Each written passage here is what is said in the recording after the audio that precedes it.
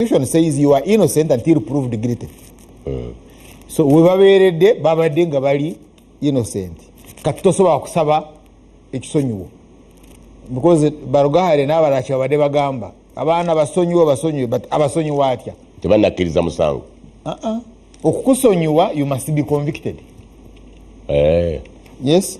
So there are two pathways to conviction. Okusinga omusango kukuwozesa ne gukusinga ne bakusonyiwa n'olyoka ofuna okusonyiwa o gw'okugukiriza n'ofuna okukiriza nti gunsinze because tebasonyiwa atalina musango and our constitution says bw'oba ng'oli ku trial you are innocent until proved guilty. So I think they've done the first stage ey'okuba n'omusango kakati balina omusango. Now balina omusango ogwo musango ekigunaaguvaamu kubasalira bagenda basalira kuba ate tebasobola kusonyiwa nga tosaliddwa ate bakusonyiwa iki because balina okubasalira kati kooti negamba mugende then awo bogenda kusonyiyibwa ki maybe for purposes of record. Now bwaba n'amala okubasalira basalira ogw'okufa babasalira emyaka kyona basalira kyonna then awo musaba okusonyiyibwa. So it's a long process and iteeka lino ligamba president alina okuwabulwa. So question eri nti president asobola okwewabula because the law says the prerogative of master shall advise the president. So can the president advise himself asobola okusonyiwa nga tabadde advised and to be advised is also a long process. Now then there is another law, the Amnesty Act. Osobola okuva mu komera under the Amnesty Act. Eri bweweewaayo n'ogamba nze ndi mutujju naye eby'obutujju mbirese. I have renounced. That means you must be before trial. It must all before or during trial. Kati DPP iteeka ligamba alina okugenda n'akola research n'anoonyereza oba oliko whether you qualify to get amnesty. Kati ndowooza neeteeka terikyabakwatako bo kati tugenda kugendera ku liri etteeka. Now ndabye abanga baga tutuuse tutya wano because waliwo olutalo ba general Bijirwa commanders bwe bali balwana because the general huyo wano bweyanga Kyagulanyi bwagamba nti emyezi 6 tujja kuba tumugjeeko kati gw'obuliro oli akutwala serious. Bano be bali bajjeno bali bajjeno emyezi 6 tujja kuba tukoze eki tujja kuba tumugjeeko kati ye mukulu Museveni bw'abatodagamba bano bandi ba serious kakati bw'aba abajjira it is suppression and containment. It's the method naye eryawo suppress and contain. Tobasaanyaawo otherwise ne option y'okubatta naye yandibaddewo. So they incited violence. That's also a fact. So what should have the state done? Njagala ogyobuuze looya waabwe. Government wabanga singa yali president yandikoze eki bw'oba oyina abakoze foot soldiers wala abalina formations bakuba abantu koza abantu babakuba waliwo ne video nga balina ennyondo nga bakuba omupoliisi bakasuka obucupa abayimbi abatakanya nabo basereteninga abantu online wamu n'ebirala and n'abantu ne bafa.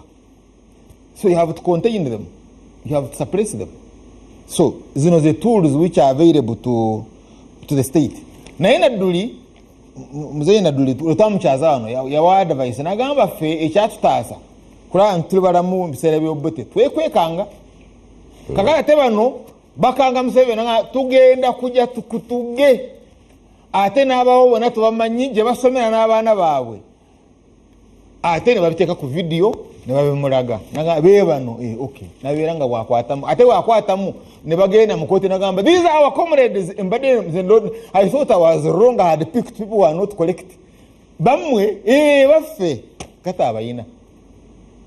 So now byonna bye tulimu is speculation because ekikulu kiri nti under the law bakkiriza bazza omusango si bwe kiri. Ekyokubiri bakkiriza ababaorganizinga bakyagulana n'abalala ebyo bibiri kakati omulimu gwa kooti guli gumu kubasalira gumulimu gwa kooti 19 kwa 32 kuliko 19 abakiri tegenda kubasalira kyenaabasalira kyekyo full stop kati ebisigadde oyinza okwanga olwanti bagenda kubasonyiwa president Museveni n'atunula eri bano bwe mbadde nnoonya mbadde nkyakola research we tuyingiridde wano oba n'ekibiina mu president kati akkirizibwa etteeka ku kigala because bano bagamba tuli bakibiina kino bakyorganizinga tutta abantu indeed n'abantu baafa kati seraba ku lwaki tagenda mu electoral commission nagamba be bano tobalaba n'ekibiina kijeewo badde sinakufuna ng'akozesa obujulizi bwakuŋŋanyiza political organizations act mbadde nkyanoonya proviso gyasobola okutambuliramu under that law but kino kyabadde bagamba okubajjayo ekifuba you use the Hamas method because how are you going to negotiate with the state you must have a muscle either nawe okole Hamas bekola bekoba okwata ogenda nange mpaba bona enkwa bange naye obato biina ebisigadde kubera kusapulinganze wolutagamba bakwate neno ne bateekawo amaanyi oh yes but you see I can tell you without fear of contradiction nti n'abamu abawaayo bano bava mu kigurupu kyekimu abawaayo ne baleeta n'obujuzo nagaba bano be batemula tugambye ku mulundi ogwa Mayanja Mutenyo ne kwata ku nsawo ate be batuwaayo bano ababayita ba comrades are the same people ababawaayo that's this one you know ali mukulu Mutenyo yakwaayo kinako bujulizi Mayanja Vincent Mutenyo ne kwata ku nsawo these are the very people ate olowooza kisoose kati kinkuwa fe okuyimirira n'abantu be bawandise ekibaluwa ekikugoba nze sagala mu ngate niyabano kyembadde ngamba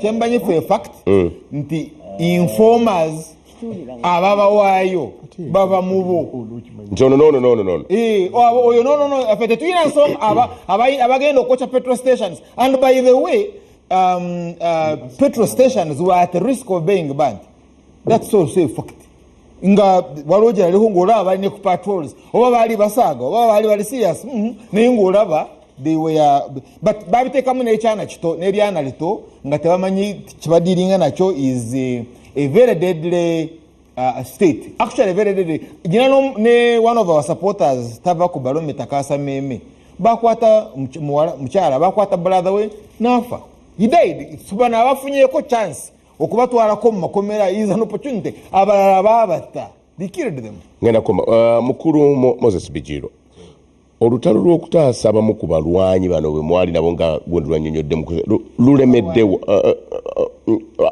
abalwanyi b'ekibiina bwe mwayogera kubanga n'omuyise jeno teyali jeno bwebakomanika olutalo luno lulemerawa awo njagala tutandikire katono kasukanzirewo obubaka buno katono nnyo mu dakika zino mu bbiri ndyoke nkomewo ne mukulu Moses Bijiro ono ayongera okulambika obulungi lwaki temutaddewo mubiri nga honorable Mukaku lwagamba nti ffe twakola kino netukola kino bannaffe obulamu ne babusigaza nkomawo kanzirewo obubaka buno tovaawo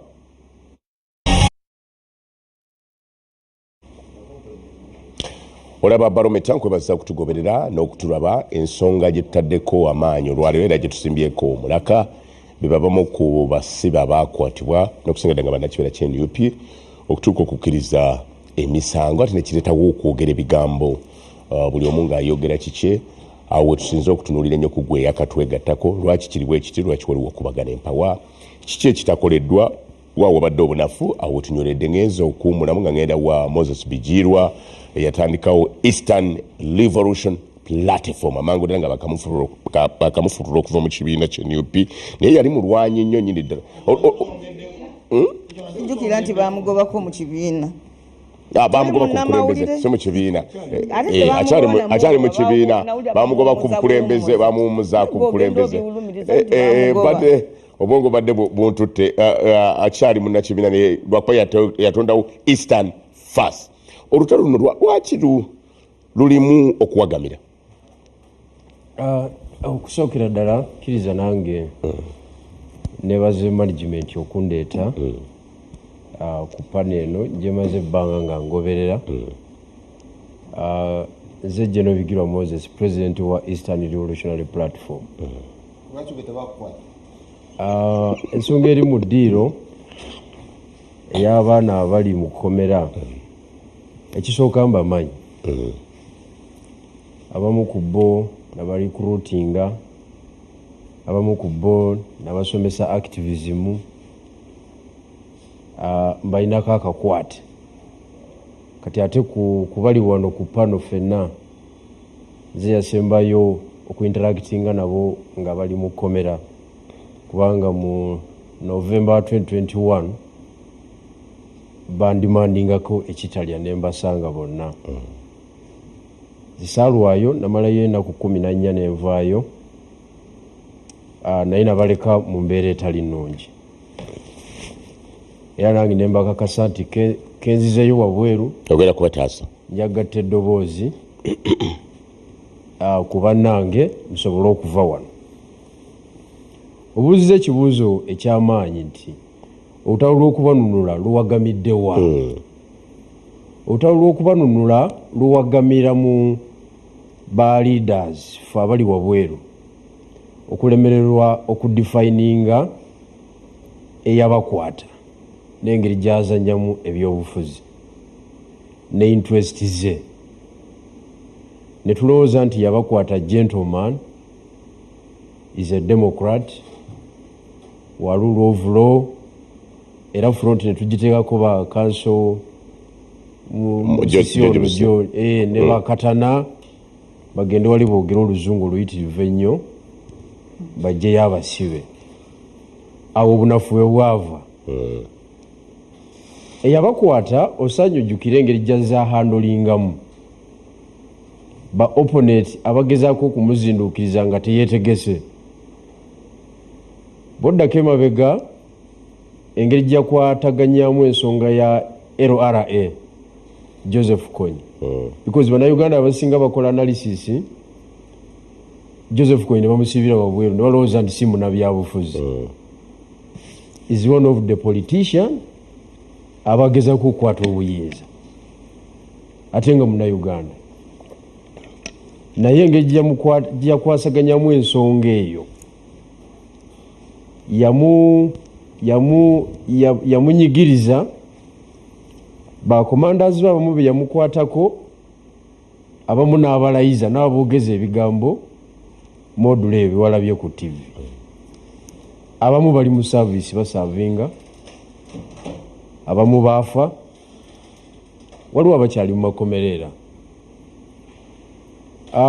abasindikiddwa mu kooti ensi yonna. Bw'otunuulira engeri gye yakwasaganyaamu Boys, nayo yali egezaako okumutegula, ku kitu tukiyita kutegula, n'abateekako ekigere. Abamu ba minisita olwaleero, abamu baafa, abamu bakyali mu makomera.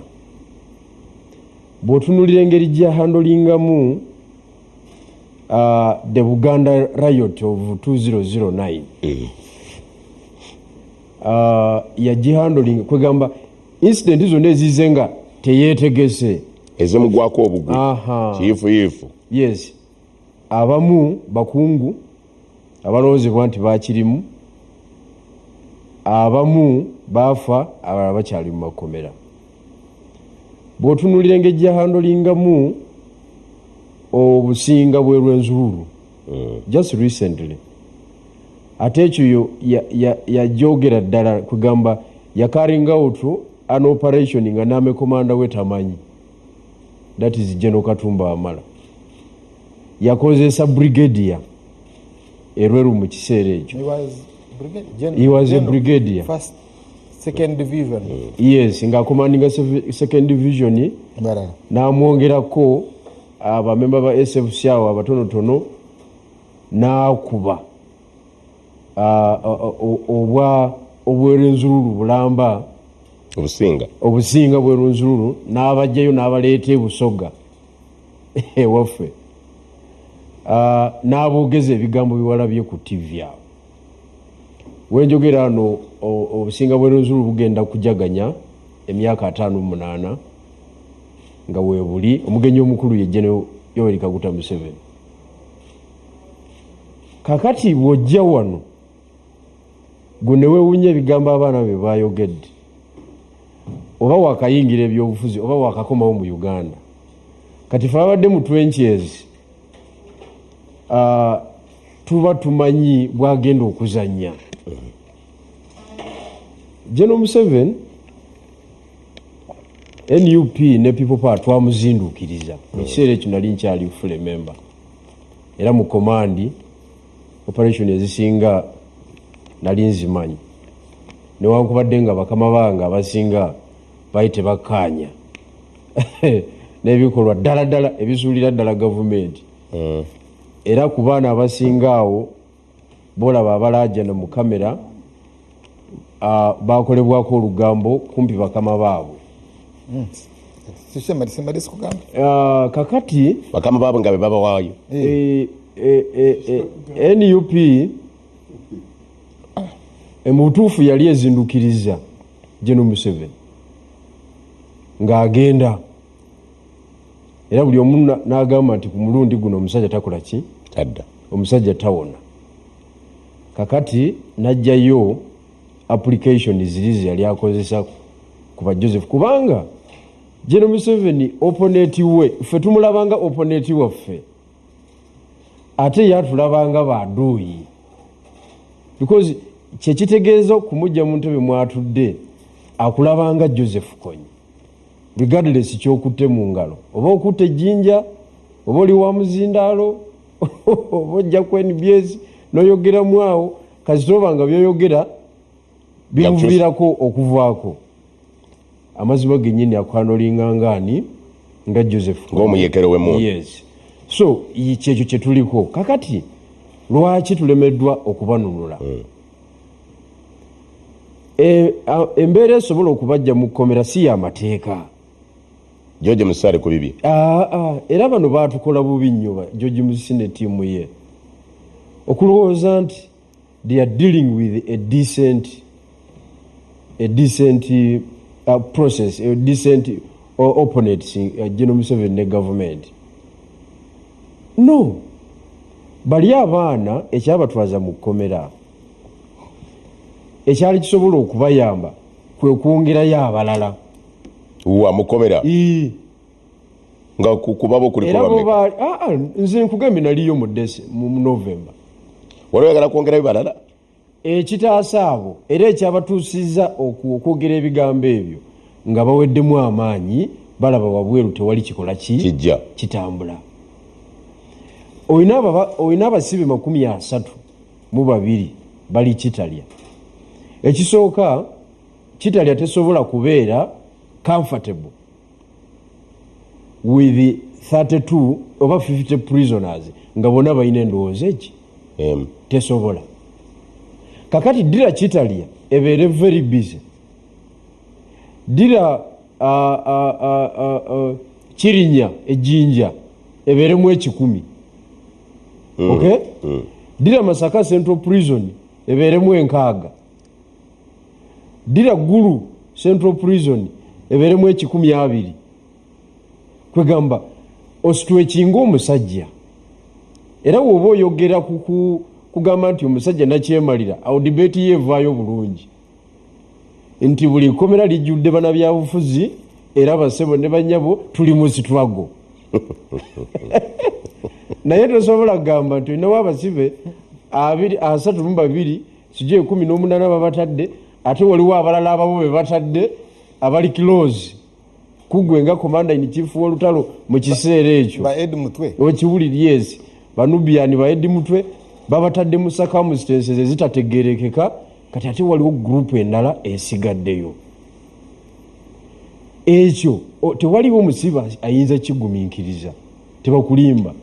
Nze nsibiddwa emirundi 44 mu myaka emeka abali wano nze asinze emirundi emingi naye mu prison ne Mukaku Mukaku ya aludde okuddayo obulungi naye yaddayo ebiseera ebyo naye mu prison akabeeramu emirundi 28 but in total 44 gye bakusibye 44.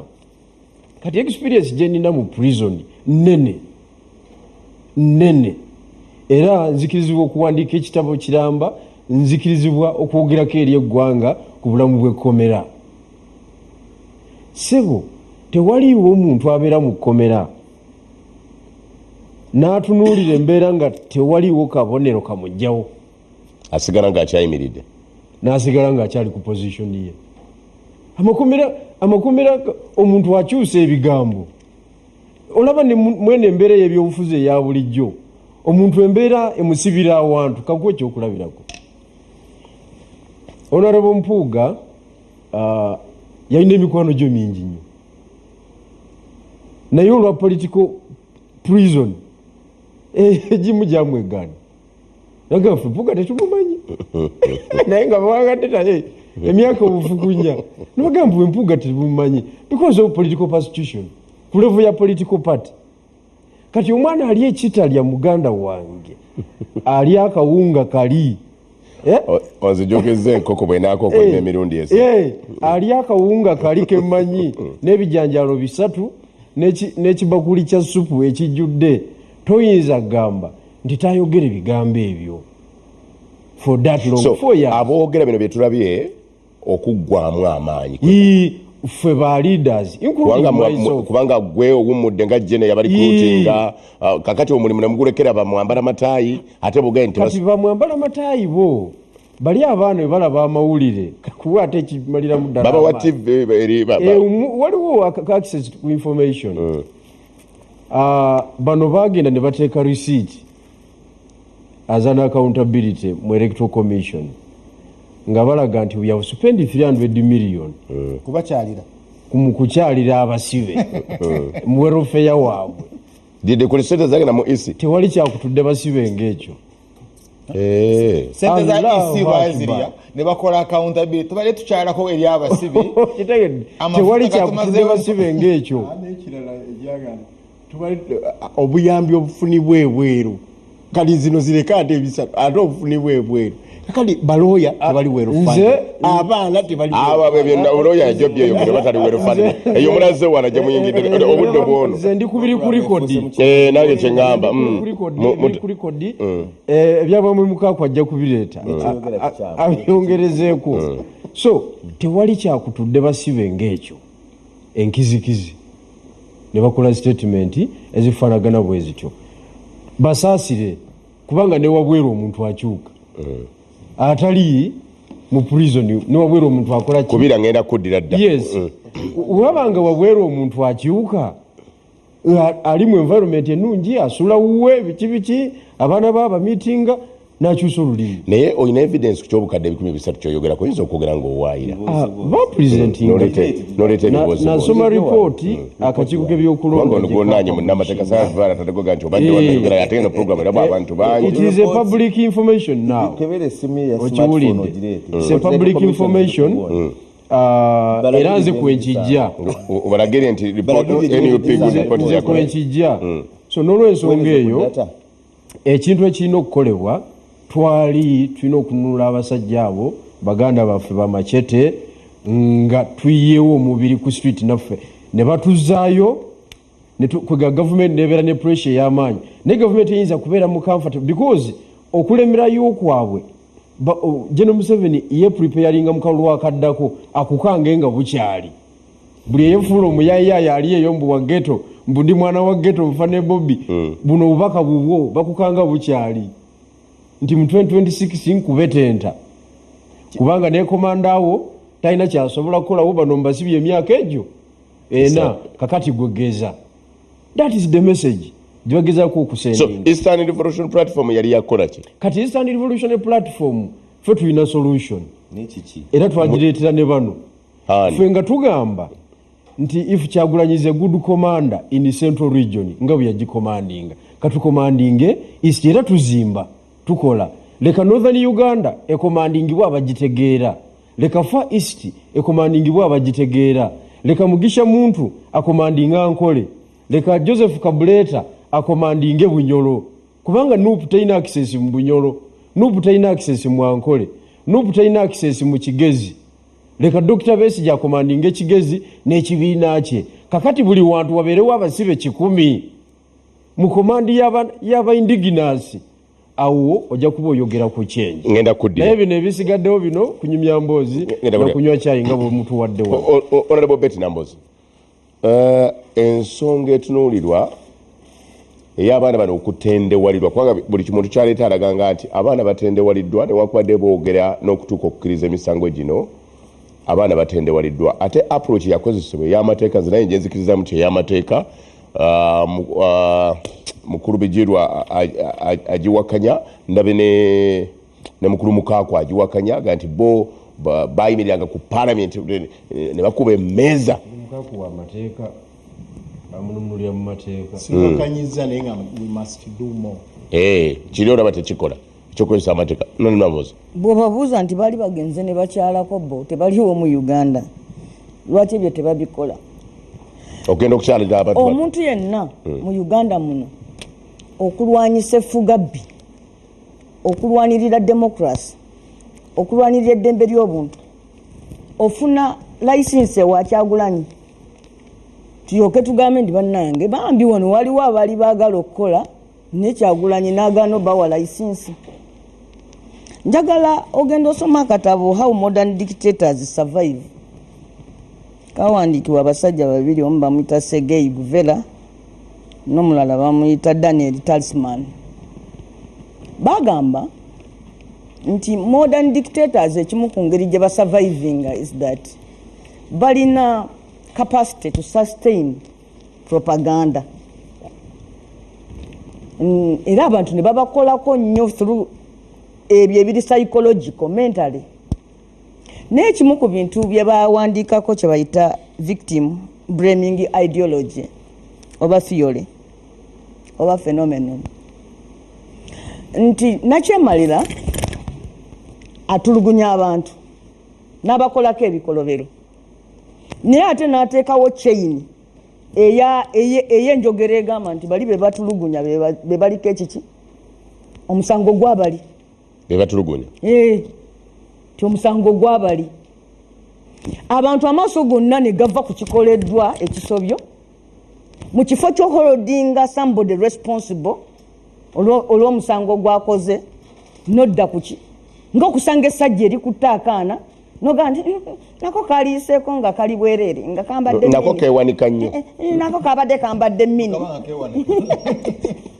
eyo enkola yakozesebwanga nnyo ku mirembe gy'okutulugunya abakyala essajja ekikolwa ekyokukabawaza omwana ne mukivaako ne mudda ku mwana nti oba yabadde ayambadde empale oba yabadde ayambadde sikaati nyimpi oba ki ekyo ekikolwa kibi nnyo bwe kituuka ku mawanga nga gano agafa agakyalwanirira eddembe ly'obuntu kibi n'okusinga bali abatulugunya abantu baffe nti ku ssaawa eno ffenna tulemeddwa okwanalayizinga ekintu ekigamba nti kigwanidde wano abantu abakuvuganya n'obacriminalizinga that you criminalize opposition n'oteekawo akalulu ne wabeerawo multi-party system naye ng'ate people don't have a right to belong you criminalize them ate nga tokoze nga Amini nti Amini yalangirirawo nti okufuga Uganda obulamu bwe bwonna okutuuka okufa tokikoze weefudde nti waliwo demokrasia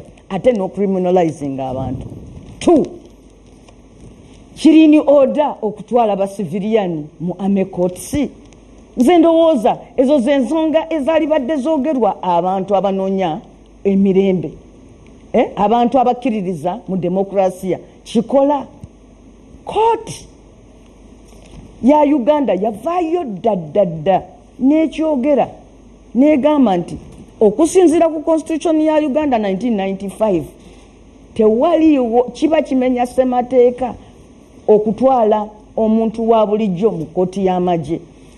Era omulamuzi Elizabeth Musoke yagamba nti etteeka erifuga amagye UPDF Act emenya ssemateeka to that extent nti awo weeyogerera nti nno kooti y'amagye esobola n'okusimbwamu omuntu wa bulijjo emenya ki ssemateeka omusango ne gusalwa ne mu kooti.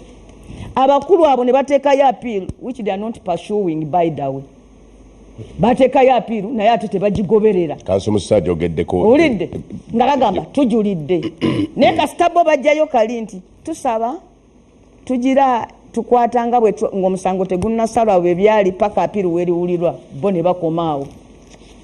Abantu abatwalibwa mu kooti okumala emyaka 4 nga tewaliwo lunaku na lumu lwe bagamba nti kale baalina ebibwatuka nga bwe bagambye. Ekibabadde kibagaana wadde ne mu kooti eyo gye bali ey'ekimpatira okuleeta obujulizi naye buli kaseera nga babasindika babazzayo ku remand kubanga ddala mu butuufu tewaliwo omusango gubasibya. Waliwo ekintu ekyo kye bayita ne mutuuka mu mbeera justice system nebeera ne betrayinga bannansi, abantu ne batandika okuyingira mu false guilty pleas nti omuntu n'atuuka mu kooti ng'alaba kibeera kirungi nnyo gyali okukkiriza omusango okusinga okwesustaininga through court okuguwoza nga tamanyi taguzanga, naye n'atunulira n'agamba nti kaakati bwe naawoleza guno n'agumalayo ddi kanzikirize bankole kye bakola ki kye bayagala. Era International Criminal Court of Justice yagamba nti no justice society can tolerate a conviction of punishment and the punishment of the innocents. Teriyo abantu abalimu omunguuba abasaana okugumiikiriza embeera ebonereza abantu abatazizza musango. Kyova olaba mu mateeka eriyo n'enjogera egamba nti wakafundako n'abasajja abamenyi b'amateeka 99 okugenda nga tebabonerezeddwa okusinga okubonereza omuntu omu atalina musango. Nti abantu babakwata nga bazizza emisango, assuming nti bano bazza emisango ng'abaziba emisango byonna emirala, naye ate n'owulira nga state eri ku kimu. Lwaki temukkiriza kuteesa bano tubate? Lwaki temukola kino bano? Ani yali ataddewo gavumenti ebageininga n'abamenyi b'amateeka? Oba balina emisango gye bazza bavunaane. You have all had this time. Bakole ki? Gavumenti ekiteeka kuningereka obujulizi ebavunaane. Olwaleero omuntu asobola okuba nga yafuna obutakkanya mu byobufuzi ne Kyagulanyi n'ayagala yeerabire nti nno omuggo ogukubanga mujjawo ogusuulanga wala kubanga kyangu nnyo naawe enkyo gukukubisa. Nze bwe muba muvunaana abaana bano, I've ever been a victim ow'ekintu kino. Ne bankwata ku police station emu ne bawandiikawo mada, ku police station endala ne bawandiikawo terrorism, ne bankyusaku ne banzisa mu kifo ekirala ne bawandiikawo treason. Ku nkomerero ne batugamba nti mulina okugenda mugobe balooya, mubagobe balooya abo mugambe nti batadde ebyobufuzi mu musango gwaffe. Ekyokubiri mubakole ki mukkirize omusango mugende musisinkane pulezidenti mumwetondere. Naye kino bagenze banyigiriza abantu ab'ekasese kye bayitamu. Olwaleero ojja kugamba mbuno oli ku Kyagulanyi, naye mwami Museveni buli wa losing election mu area agenda na victimizinga n'abamu ba victimizinga awo n'atandika okutulugunya kasita akalulu bakamuwangula ate ne kamulema n'okubbirawo ng'atandika okubaako bakwata nga batulugunya. Olabe banange ekintu ekyagwa ekasese ne batuuka n'okutta abantu ne babatuziika mu mass graves. Over 100 people ne babaziika mu mass graves nga babasse wali ne bamala ne bajjayo obwambe emirawo obufumufumu ne bagamba nti bano babadde bategeka olutalo ku ggwanga lya Uganda n'ebyokulwanyisa byabwe biibyo. Olwaleero bw'obanga ogamba tebakola kimala, Kyagulanyi teyakola kimala, Kyagulanyi abadde agufudde mulyo n'omusinga bali abantu 10 n'omusobyo abali bebaziika mu mass grave mukyabajjukira ekasese, mukyajjukira muganda wa Besigye ne banne be babatta nabo, mukyajjukira abantu abaze nga batulugunyizibwa bannaffe, mujjukira abantu abafudde 18 kati sofa be tulina wano ku listi. Olwaleero ku TV mukyala wa Kanata n'abaana be nagende wa Kanata ennaku ezo, omwana gwe yaleka mu lubuto awulira abantu bajja awaka ne banyumyanyumya n'atandikanga n'okubuuza maama we nti tata wamma yakola ki? abo be baana be mwagala kugamba nti temwakola kimala mmwe abaana ba Sempijja temwakola kimala. Yani ono omukulu ow'esseeta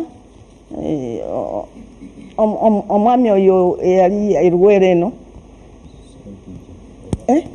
abo abantu abo ng'obasomye.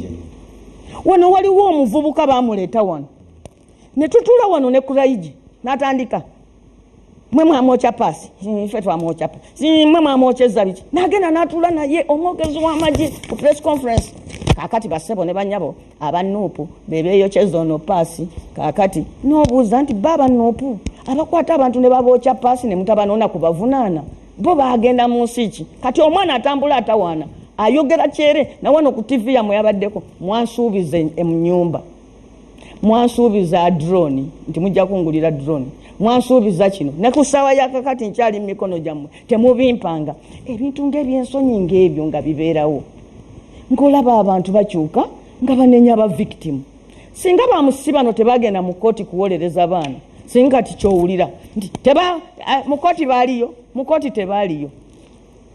Sebo gwe njagala nkubuulire families ezo okuzirabirira, okubasustaininga, okuweerera abaana, okola they want to overwhelm you. Bwe baba nga abakenderako nga bayoola abalala. Era eyo propaganda bamukola nnyo. Basobola okugamba nti ono Edi Mutwe ye tumute n'ono tumukolereko emboozi. Kati mwe mulabye ffe batukwatanga n'abaana eyo emukono, nze ne bankwata n'abawagizi bange, nze ne banta ne badde ekiro. Kati mulaba ye Nambooze ye yagenze eddeeka, kati mwe muli wano mubonaabona. People should know ti omuntu abonaabona ku mulembe guno tabonaabonera Kyagulanyi, abonaabonera ggwanga lye. Naffenna buli omu kimukakatako okubaayo kyawaayo kulwanirira ensi ye. Njagala nkubulire mwami Zambaali, n'olwekyo nze nakuwadde nnyo nti ebibuuzo ebyali badde bibuuzibwa abatulugunya bannayuganda ababatemula kakati batandise kubikyusa kubibuuza